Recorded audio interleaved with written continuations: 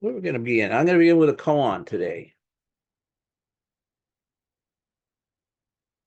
A very simple little koan. I like the simple little koans. The complex ones are beyond me. And this one involves Nanchuan or Nangquan. And some of you may remember that Nangquan or Nanchuan is the fellow who's alleged to have killed the cat.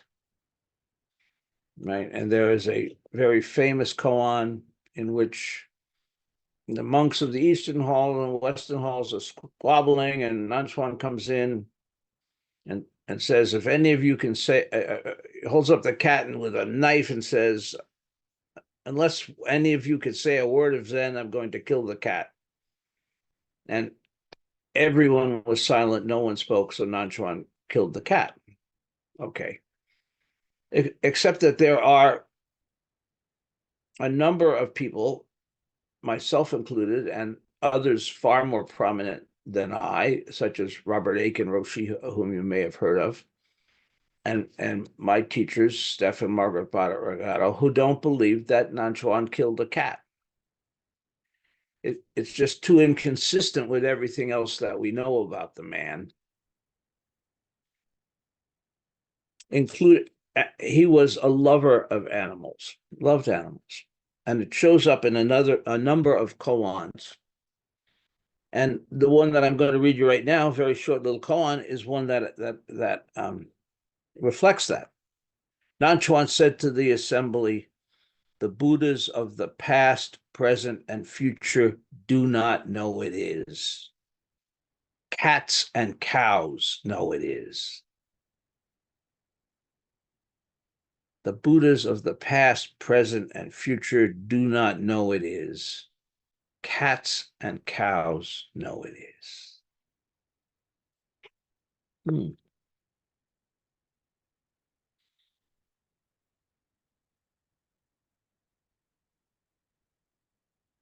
What do cats and cows know?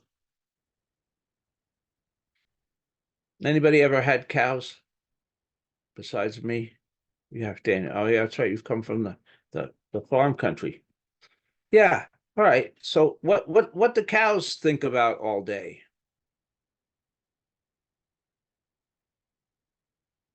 Hmm. Generally, food and rest.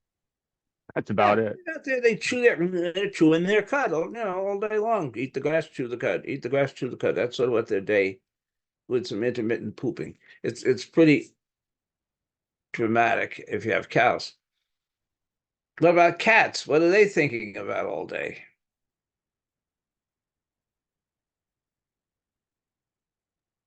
Pretty much the same thing, eating and sleeping. They do a lot of sleeping. Yeah, and preening, right? They like Oh, lay yes. there and they lick their fur and all that stuff. They're much cleaner than cows. Mm. Anyway, so what do they know? That cats and cows know it is. What do they know?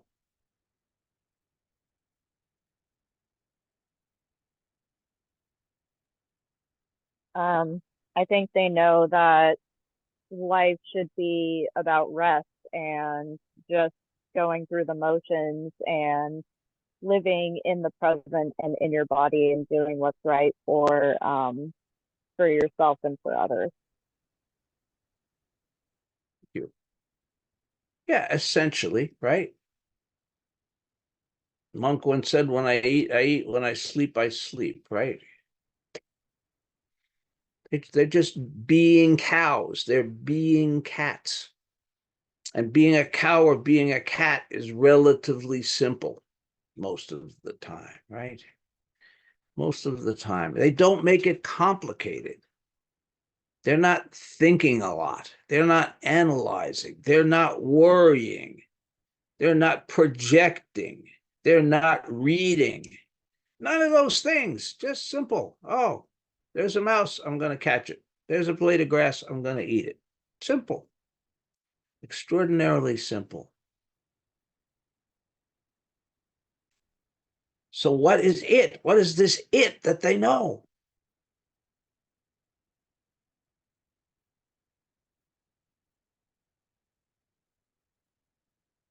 Well, if they're domesticated, um, they know that most of their needs will be met by the owner, whether it be a cat or cattle, so on and so forth, that they really don't have to go very far to be taken care of. Now, that is domesticated. If it's a feral cat or a wild cat, they're going to have to fend for themselves, if you will. But there is a certain amount of protection within the herd or within the family. Okay, yeah. But do they know that? Do they think like, okay, it's 4 o'clock and I'm pretty sure the farmer's gonna come feed me at 6, or do they just have an empty stomach and start looking for food? It seems that when you ask if they think, it came to mind that they don't think, that they be. It's I can't say they don't know. That's a part. It's a very strange word to use, but they're intuitive, it seems, and so they just are. And so act in a non-separate way, would seem. Yeah, I guarantee you, if you come up at a regular time, whether on horse or tractor, to the same field time and time again with food or water, they will come. You can call them, but cattle will come. You build it, they will come. Yeah, but they're acting, the point being that they are acting on a very basic instinctual level. They are just living their lives, doing whatever it is that cats and cows do, right? And as what you said, if you present a wagon with fresh mown grass, oh, they're coming for it. That's what they do. And so very, very simple. They don't make anything complicated. And in effect, they are living with just this. Nothing added, just this reality. Oh, sorry, an eagle just swooped by my window. That just distracted me. A lot of bird drama this morning. The main drama has been going on with the phoebes.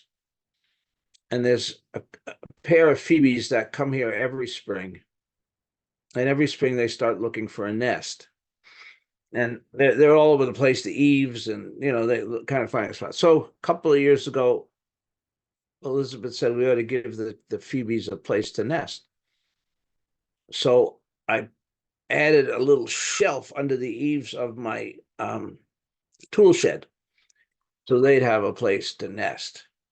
Talking about cats and cows. Anyway, so they've been probably for about 2 weeks now flying around, trying to find a place to nest. And just a couple of days ago, there they were, both sitting on my little shelf. And I thought, finally, it's taken them 2 years, but they've got it. They're going to build the nest on the shelf. No.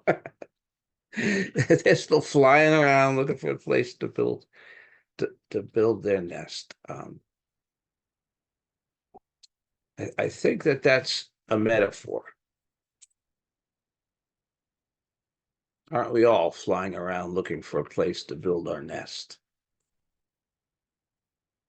when we're standing right on the shelf?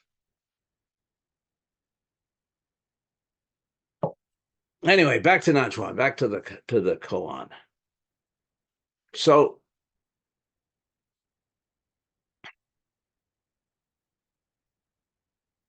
what I think Nanchuan is pointing out, as I said, is that they're pointing to just this, to being really uncomplicated. And to living directly as possible in a very natural and simple manner. Natural and simple is something that's very hard for us human beings. We prefer unnatural and complicated. That's why we need Zen. To get back to living more like the cats and the cows.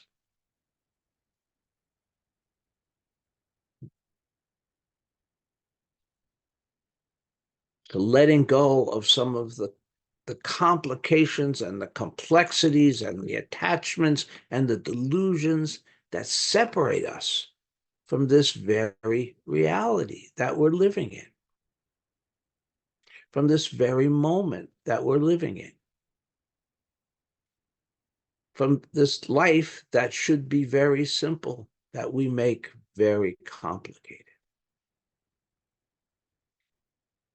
with our intellects.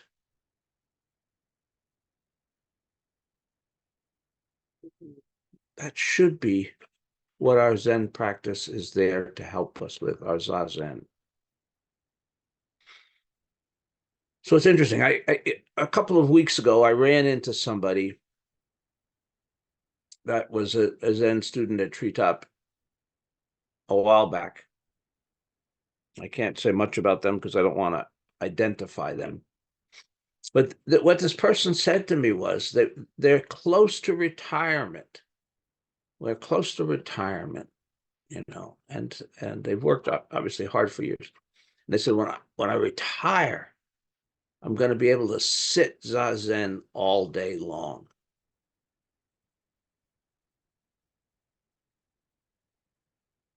And I felt very badly for this person. And I like this person a lot. They're a very, very nice human being. But I felt badly because what their takeaway from the practice was to sit all day long. Now, why is that a problem? Is that, or even is that a problem?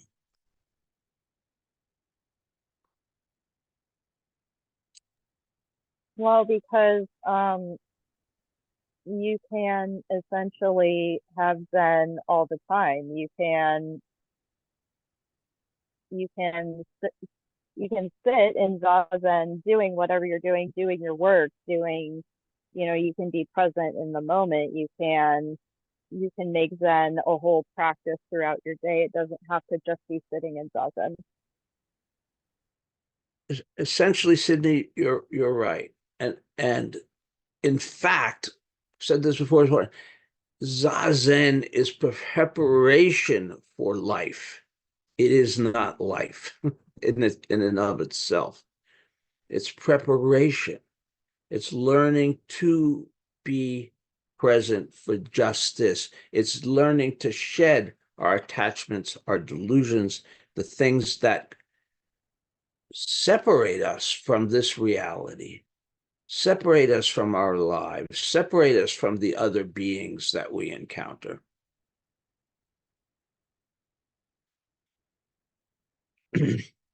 And that's the world where we act. That's the world where we interact with other beings, with other people, with animals, with plants, whatever. That's the world where we manifest our compassion. Now, you might say, well, I'm also manifesting compassion by sitting, and you would be 100% right. But my sense is that we can also become attached to Zazen. Anything can become an attachment. It can become an addiction. It's possible to have an addiction to Zazen. It's possible to use Zazen to escape our troubles. Sort of a radical notion. Oh, I'm going to sit and get rid of it. No, you could be sitting and just obliterating the struggles, the challenges that we have in our ordinary daily reality. That is something that's called spiritual bypassing.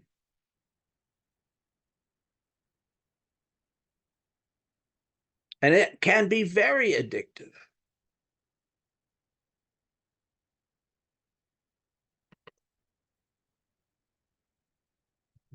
Be very appealing. What am I going to do today? Deal with all my creditors or sit zazen? Oh, I'm going to sit zazen. Right? I'm not going to, because that's the mundane stuff of this world. And I'm going to be in a spiritual place. That's spiritual bypassing.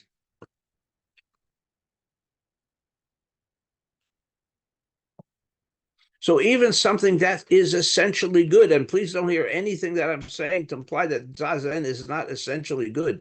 It's not just good, it's essentially good. It's essential. And yet we can addict to it. We can get lost. We can use it to deflect, to avoid, and to not put our lives. One of the things that moved me very much is when Peter Harris retired, he went and volunteered in hospice.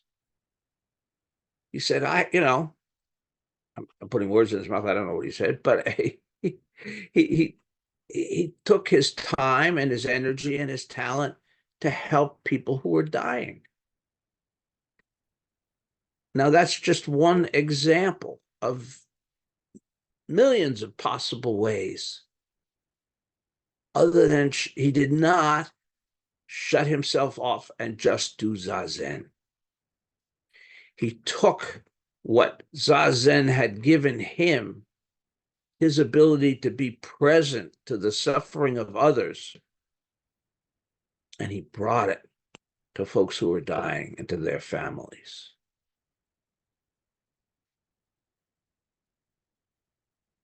Now, that's just one example of millions.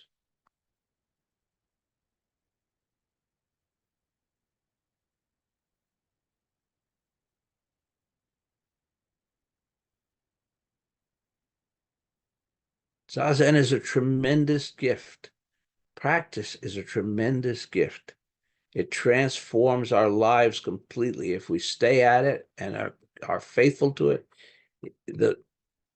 the possibilities are limitless. Who we are will never be the same.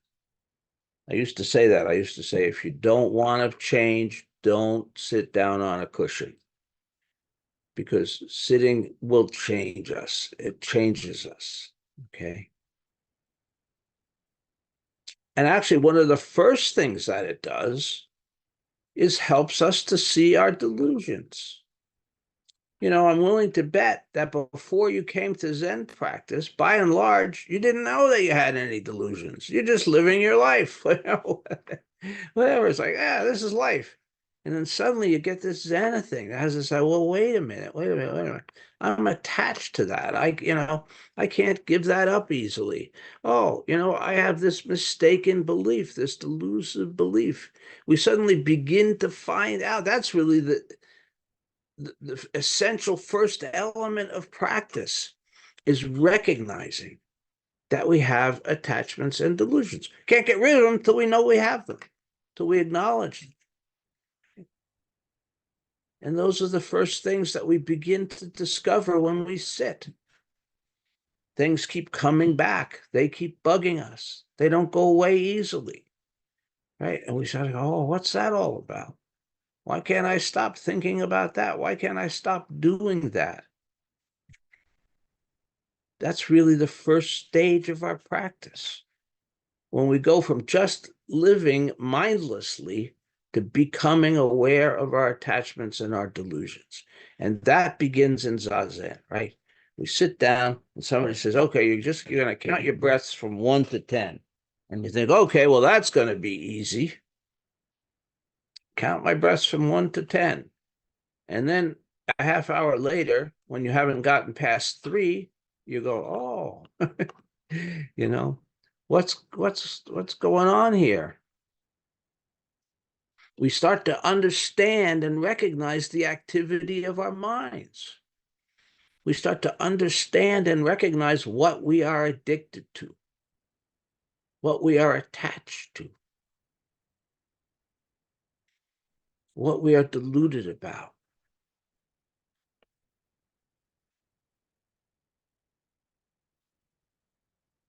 What separates us from the cats and the cows?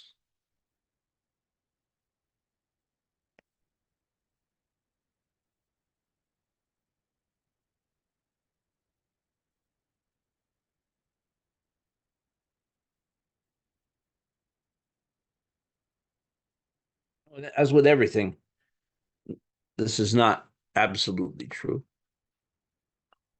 It's mostly true. Because sitting in itself does have inherent benefits. Inherent benefits.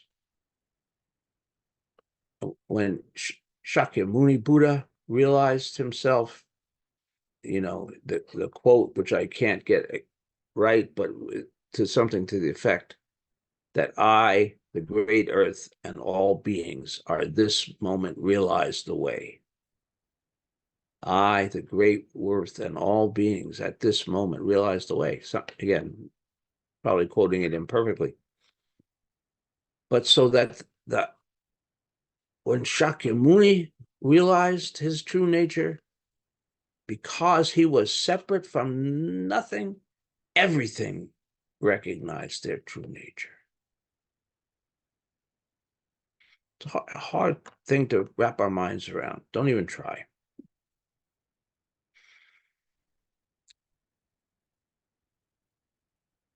And so there is that sense in which when we are practicing, the whole world is transformed.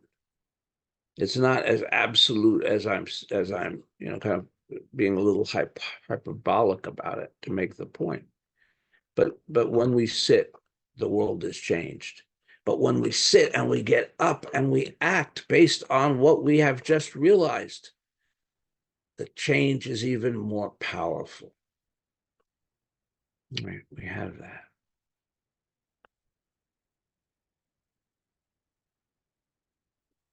The teachers of old used to talk about the finger pointing at the moon. Right? The things that seem very real to us, but are just pointers, that are just indicators. Right? Indicators.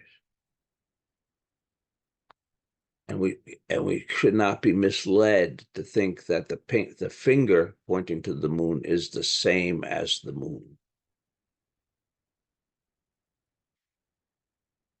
And in this instance, Zazen is the finger pointing to the moon. It is not the moon. It is a tool. It is a practice. And it is, again, I don't want to diminish it. It is the essence of our way. We would have, without Zazen, there would not be Zen.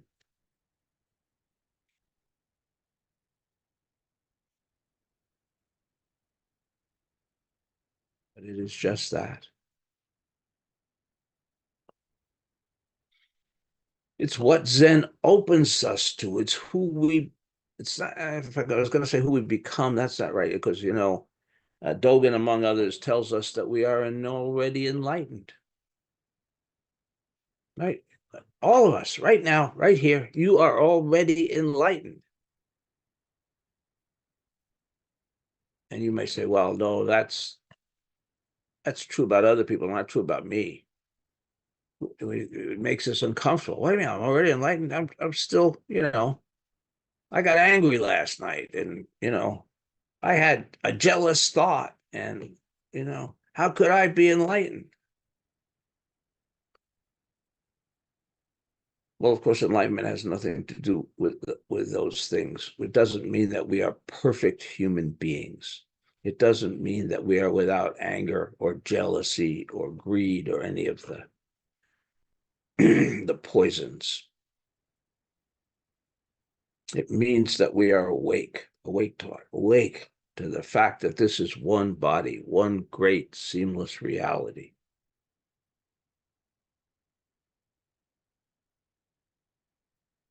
And the cats and the cows know that.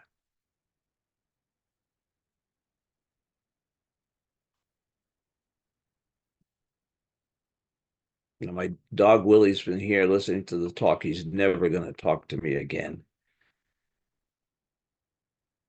I didn't say anything about dogs. I better correct that. So the only reason I'm talking about cats and cows today is because dogs are so perfect. I can't even find words to talk about them.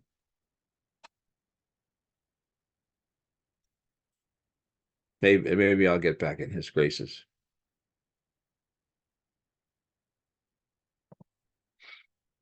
Okay, why don't I stop there for a bit and see what you guys are thinking.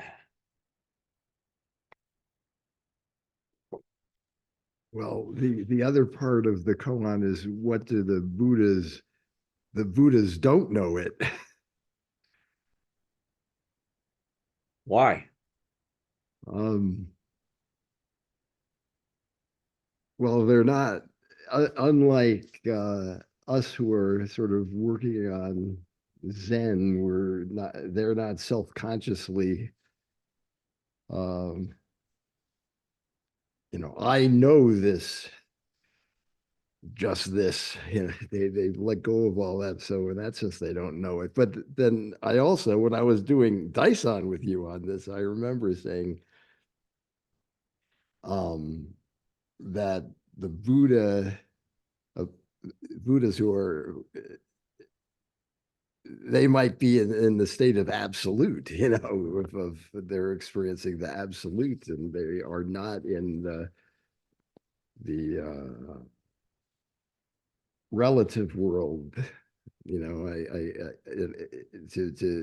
chase the mouse, you have to distinguish the mouse from its surroundings, and then you go chase it. And the Buddha who is doing shikantaza may not do that. So I'm a little unclear as to, I can see it two different ways.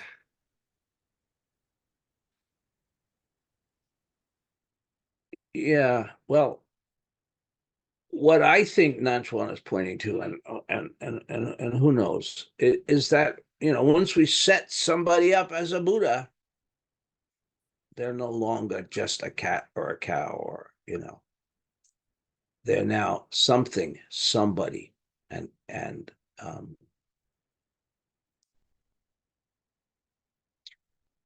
again, the cat and the cow, the most ordinary, not self-conscious, not self-aware, just living.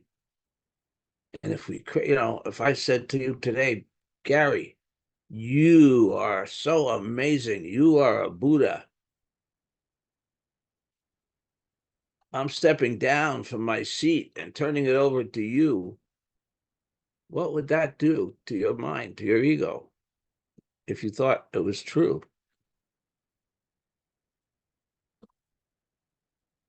And it is, by the way. I don't know.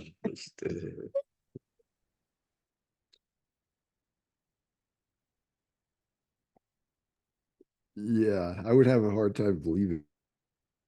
That would be, but once we set someone up as a Buddha, then we've destroyed their ordinariness.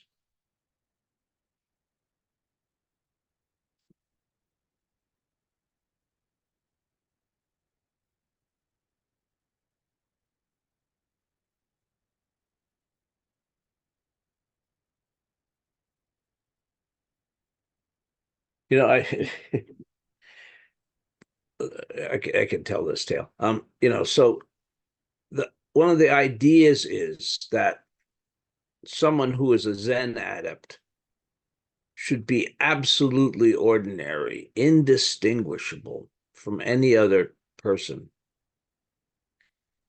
And Daido Roshi, he wasn't a Roshi at this time, he was Daido Sensei, told this story. He was on some commission for the New York State Bureau of Prisons, because he did a lot of work with the prison inmates in New York State. And so he went to a meeting of this board or whatever that he was on. And at the meeting, one of the women commissioners said to him, "Oh, you're amazing. You're always so calm. And Dido was offended. He was so upset that she didn't think he was ordinary. That she thought he was calm, you know, and it, kind of a funny thing, um, that it should have that should have disturbed him. But that I the idea should be ordinary. If you know, you should meet a Zen. You know, there's that koan, right? What's the koan? If you meet a man of, how do you greet a man of the way or a woman of the way when you meet them on the road? Did I get that at least semi right? Yes, okay.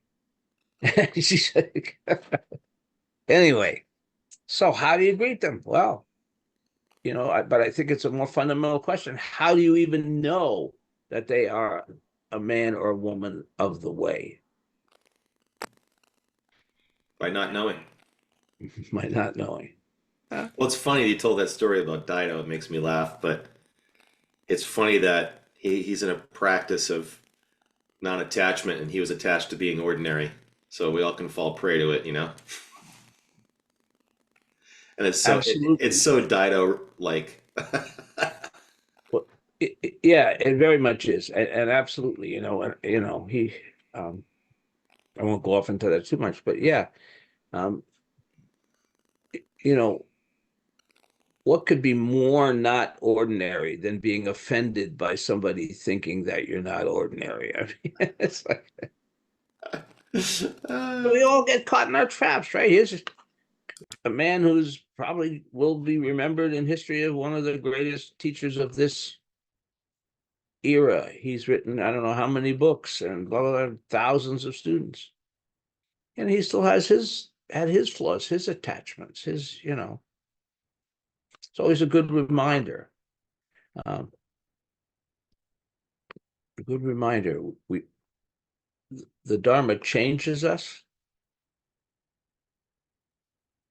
and yet we are always human, and we are always flawed.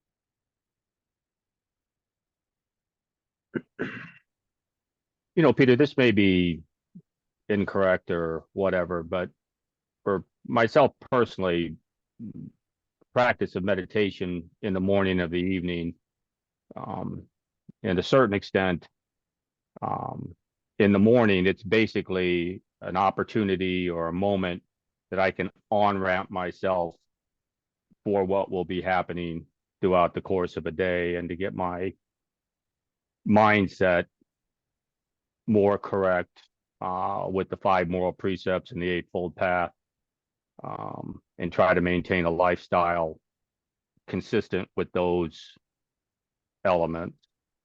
Doesn't mean that I adhere to those. In fact, there's certain individuals that come up in my daily routine that no, our core principle outlook on certain aspects are completely different. But I know this, and I can give space around this so that when I am in this person's presence, I can back off a little bit as opposed to trying to shove my point of view through and consistently. And then at the end of the day, it's kind of a 10th step, if you will, to basically review the day and see where I could have possibly done better.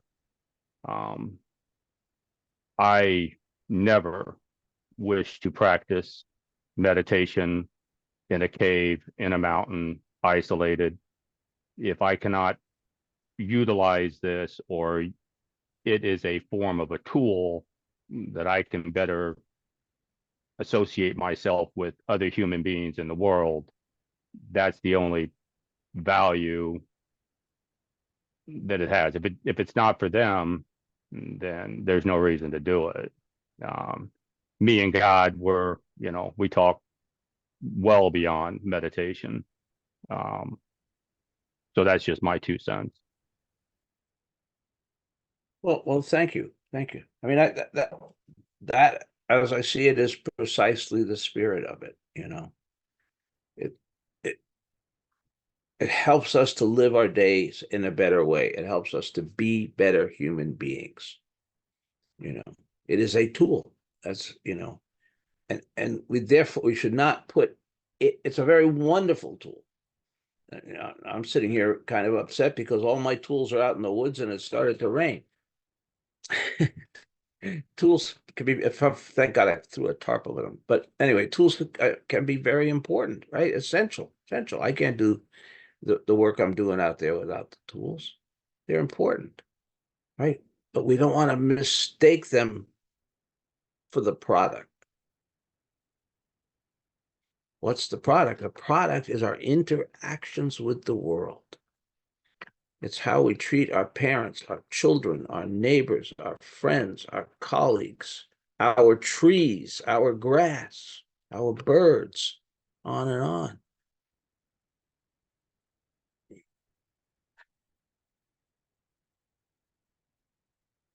It's holding ourselves accountable.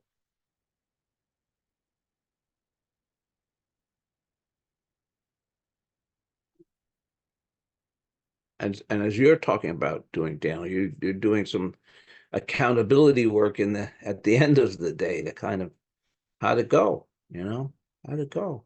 It's such an essential question. And how do we do better the next day?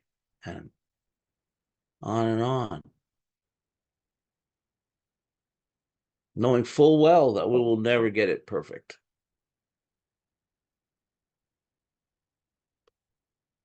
That's the other thing. We must never lose sight of our imperfection. I periodically mention that book, The Spirituality of Imperfection. And it's kind of AA flavored, but it's really a much broader spiritual book. And it reminds us that's where our growth arises. That's where our spirituality arises, out of the human beings, the flawed human beings that we are.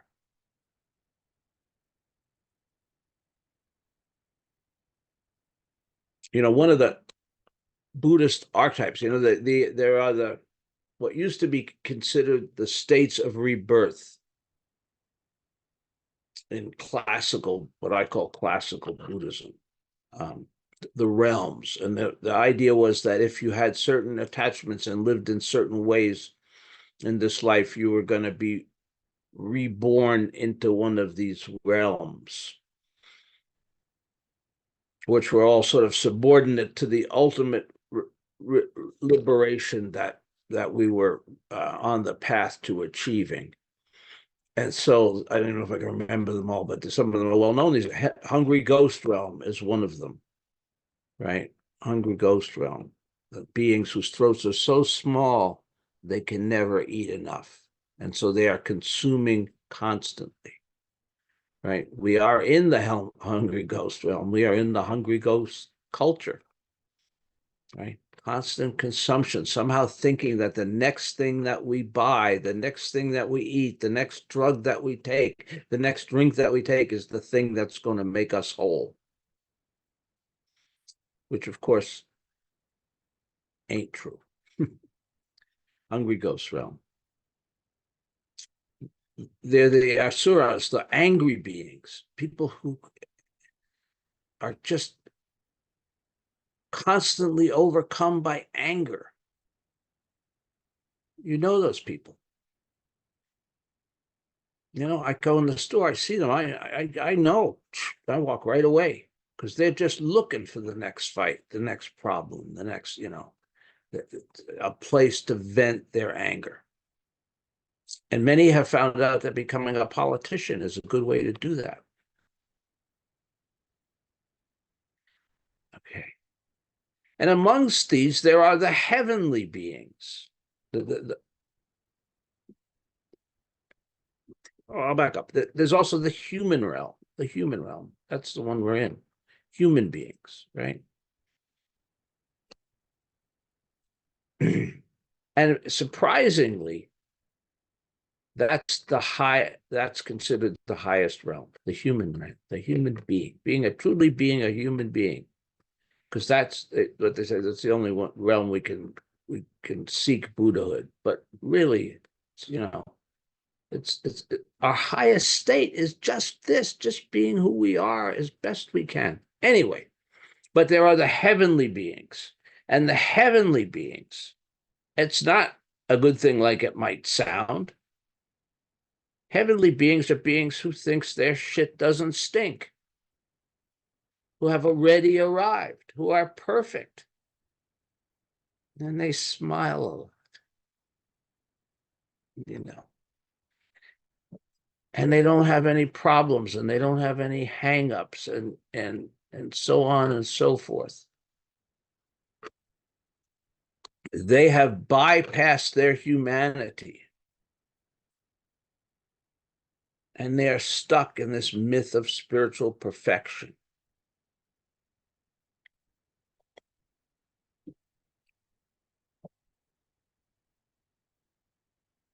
So the human realm is the only realm that we can attain Buddhahood. Why? It's really the only realm in which we can practice, in which we can do better, in which we are not so stuck that we are going to go out of this world unchanged.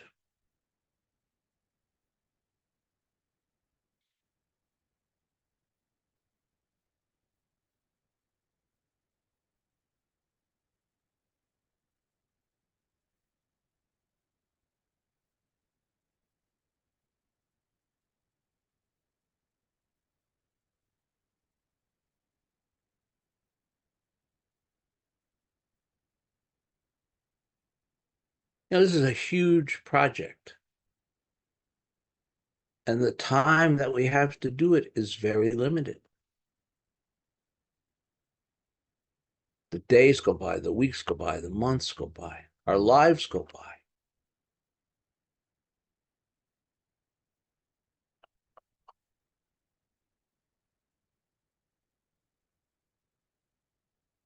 We've got this enormous task to accomplish, to be better, to be more human, to be more authentic, to be more real, to be more compassionate and open and loving.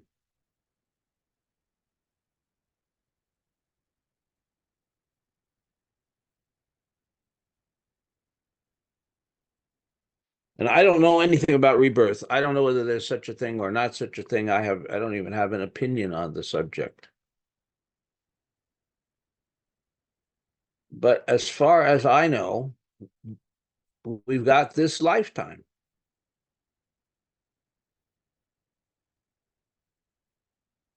And so therefore we've got to use it well. Are there other lifetimes, are other things that I don't know?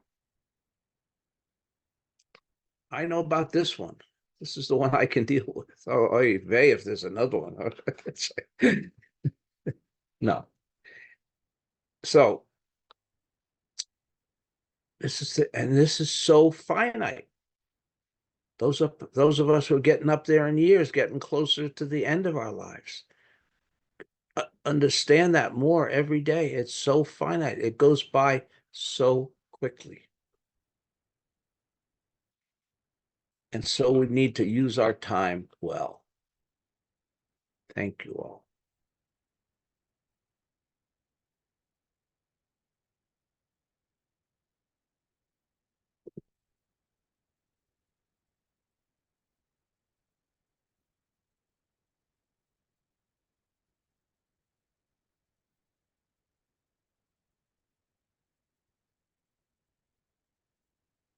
Any final thoughts or comments?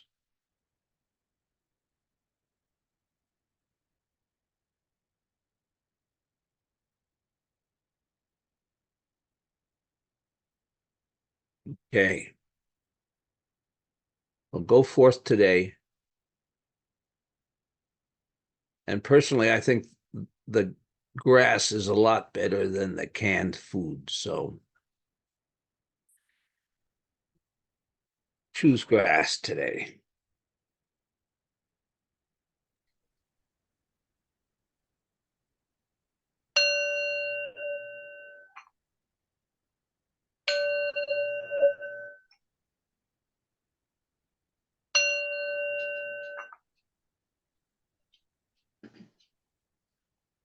Creations are numberless. I vow to free them. Delusions are inexhaustible. I vow to put an end to them. Reality is boundless. I vow to perceive it. The enlightened way is unsurpassable. I vow to embody it. Creations are numberless. I vow to free them. Delusions are inexhaustible. I vow to put an end to them. Reality is boundless. I vow to perceive it. The enlightened way is unsurpassable. I vow to embody it. Creations are numberless. I vow to free them. Delusions are inexhaustible. I vow to put an end to them. Reality is boundless. I vow to perceive it. The enlightened way is unsurpassable. I vow to embody it.